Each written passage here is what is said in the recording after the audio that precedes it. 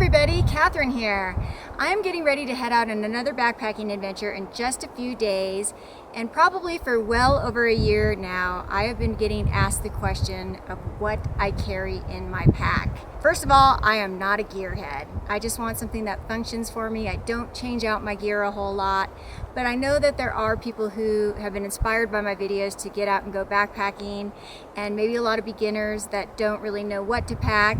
So I just want to kind of give you a general idea of what I pack, and maybe you'll find that information useful, or maybe if you're a seasoned pro, you might just be curious what I carry. First of all, a lot of people ask what my pack weight is. I think the comfortable weight for me, including food and water and everything, is about 25 pounds. That's usually for a short trip, a 1 to 2 night trip. If it is a 3 to 4 night trip, I usually hover around 30 pounds, and that's still pretty tolerable for me.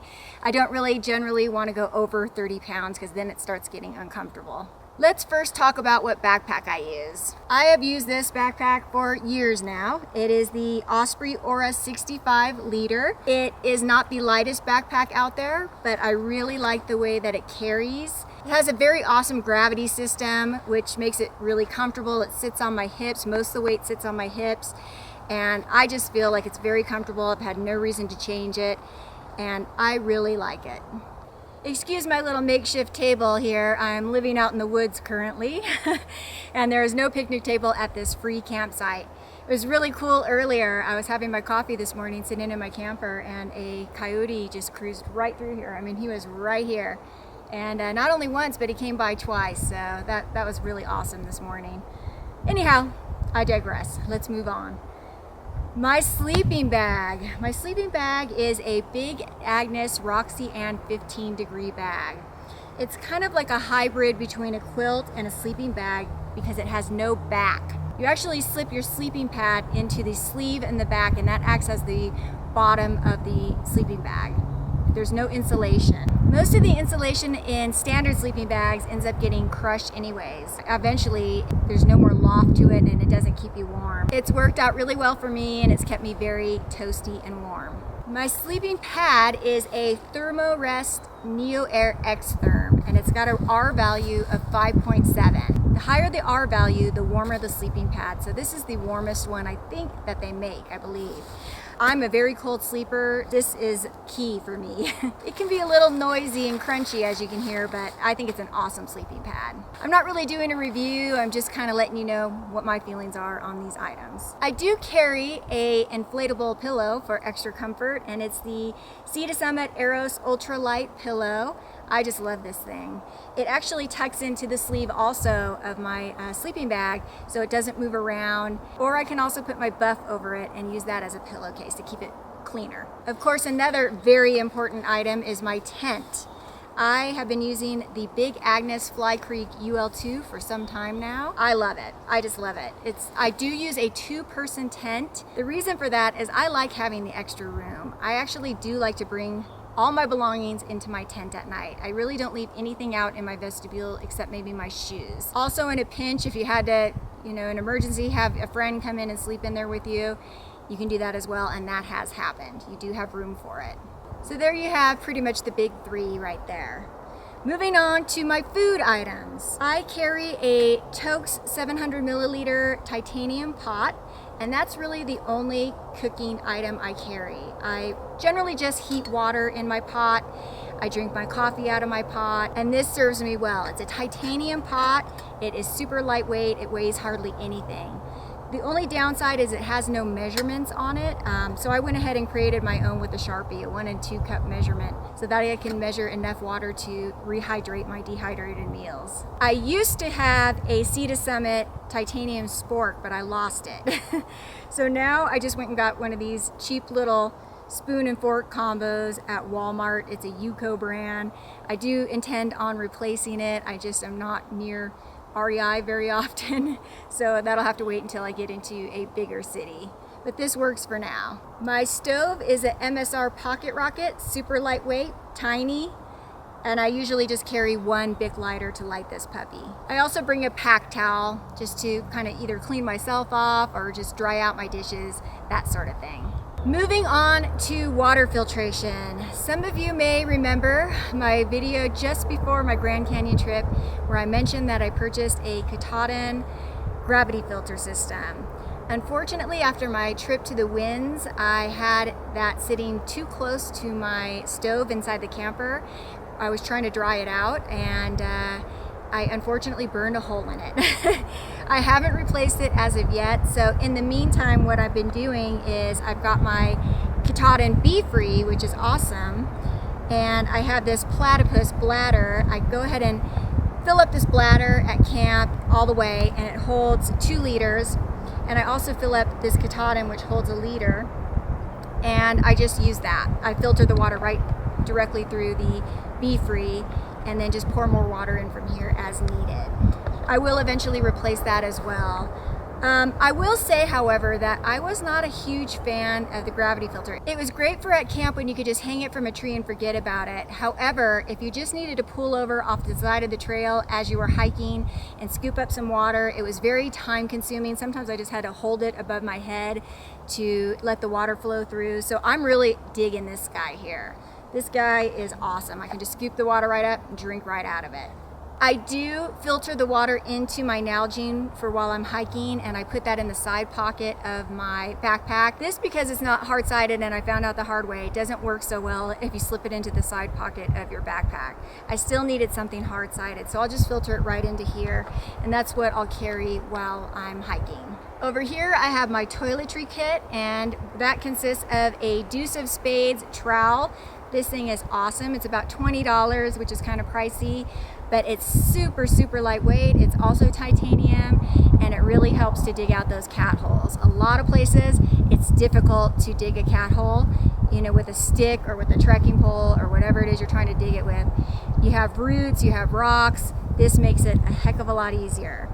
I keep everything in a little stuff sack right here, and that includes toilet paper, hand sanitizer, and some wipes. Items that I carry for safety.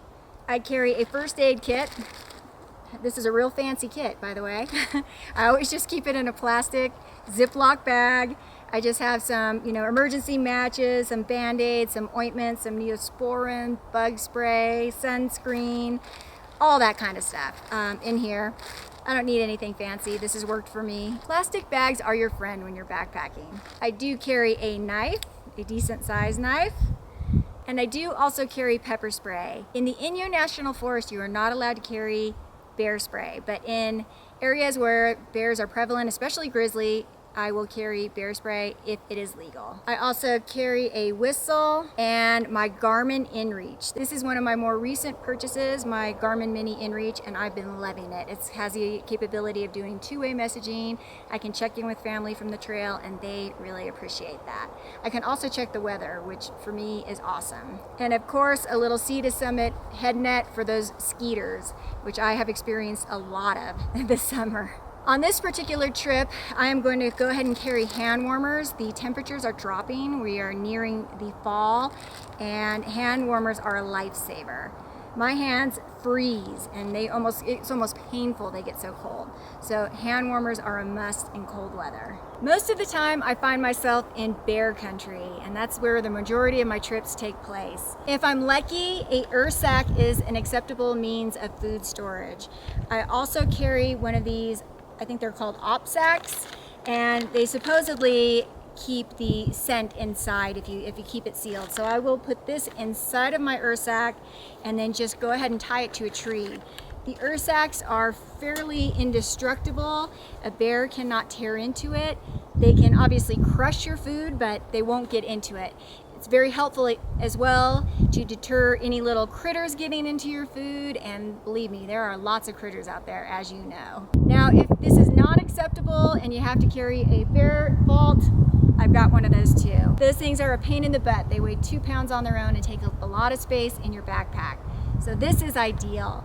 Thankfully, a lot of places in the Sierra are now accepting an Ursack. Yosemite, you still have to carry a bear canister.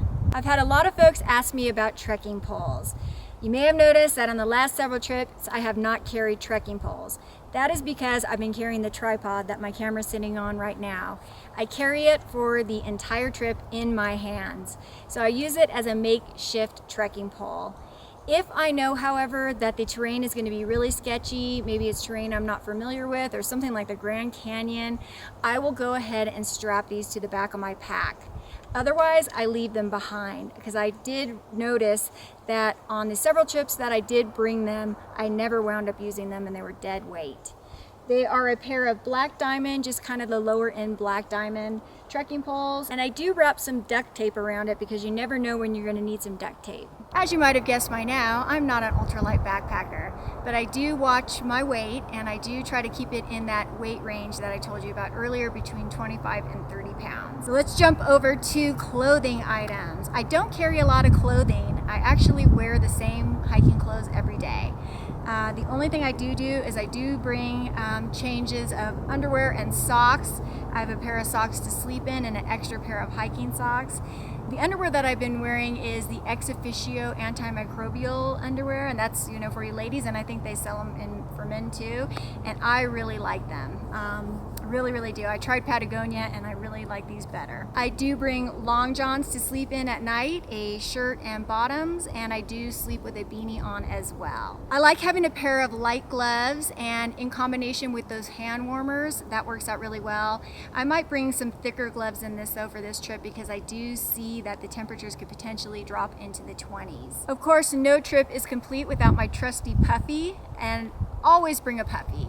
Even if it seems warm, the temperatures in the mountains can drop dramatically at night. A puffy is a must-have item. On all of my recent trips, I have brought rain gear and I have needed it. I use the Marmot precip jacket and just a pair of REI rain pants. I don't know the exact model, but REI rain pants.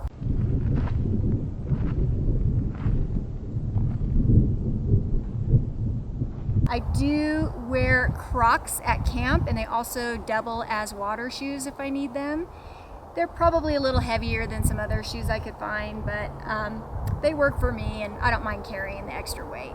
I always like to have a bandana on hand as well. Believe it or not, I don't carry a whole lot in the way of electronics. I usually just bring this Anchor power bank and a headlamp, a couple power cords to recharge my equipment, of course my camera, a couple extra batteries, and that's about it. That's really all I bring for electronic equipment. Right now I just have the one camera. I don't carry multiple cameras or a drone, although it's been suggested to me. But right now just the new Sony a6400, which I'm very happy with.